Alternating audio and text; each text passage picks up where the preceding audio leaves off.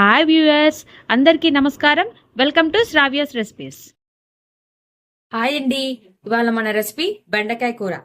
బెండకాయ కూరకి కావాల్సిన పదార్థాలు ఏందో చూద్దామా.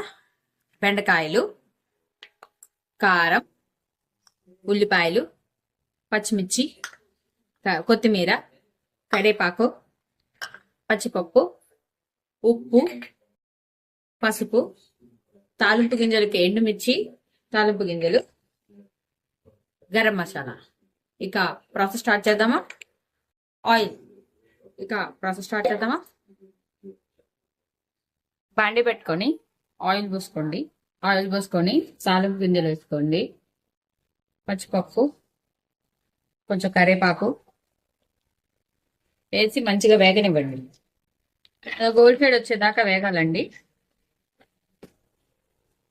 గోల్డ్ షేడ్ వచ్చినాయండి. అయితే ఇప్పుడు ఉల్లిపాయలు వేసుకుందాం. పచ్చిమిర్చి వేసేస్తున్నాము. ఇప్పుడు మనం తరుక్కున్న బెండకాయలు ఉన్నాయి కదా, అవి కూడా వేసేస్తున్నామండి. పసుపు, ఉప్పు, కూరకు సరిపడా ఉప్పు వేసేసుకోండి. ఒకసారి కలిపుకుందామండి మంచిగా. దీనికైతే కొంచెం ఆయిల్ ఎక్కువ పట్టిద్దండి, ఎందుకంటే మనము కేవలం ఇది జిగురు వస్తుంది కాబట్టి, జిగురు రాకుండా ఆయిల్ మీదే మగ్గ పెడతాం కాబట్టి ఈ కర్రీకి ఆయిల్ ఎక్కువ పడుతుంది.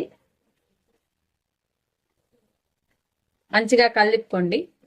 చూసారు కదా, ఇదిగోండి మంచిగా నేను కలిపుకున్నానండి. ఇప్పుడు బాగా మొత్తానికి పసుపు పట్టేసింది.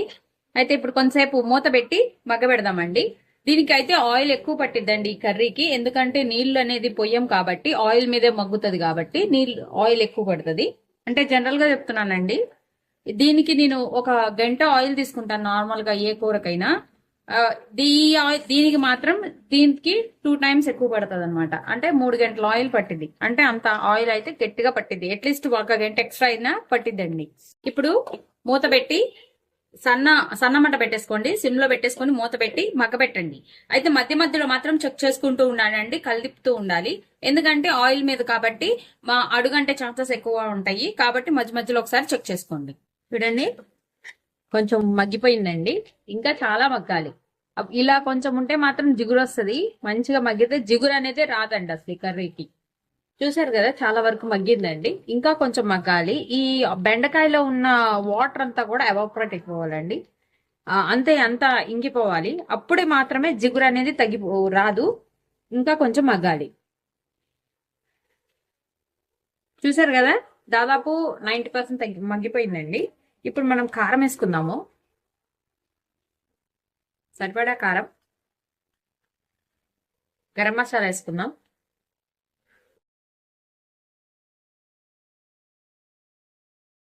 కొత్తిమీర కూడా వేసుకుందామండి. కొత్తిమీర ఒకసారి మంచిగా మళ్ళీ ఒకసారి కలుపుకోండి. కలుపుకొని ఇప్పుడు కారము వేసాం కాబట్టి, కారం గరం మసాలా వేసాం కాబట్టి ఒకసారి మళ్ళీ మగ్గ పెట్టుకుందామండి. ఒకసారి మళ్ళీ మూత పెట్టి మగ్గ పెడదామండి. జస్ట్ ఫ్యూ సెకండ్స్ సరిపోతుందండి. ఆల్రెడీ 90% మగ్గిపోయింది కాబట్టి ఫ్యూ సెకండ్స్ సరిపోతుంది. సరే కదా, అయిపోయిందండి. మంచిగా మగ్గిపోయింది బెండకాయ. మనం బౌల్లోకి తీసుకుందాం అండి. బెండకాయ కూర రెడీ అయిపోయింది. ఈ వీడియో కనుక మీకు నచ్చినట్టయితే ప్లీజ్ లైక్ చేసి, షేర్ చేసి, సబ్స్క్రైబ్ చేసుకోండి. Thank you for watching Shravya's recipes.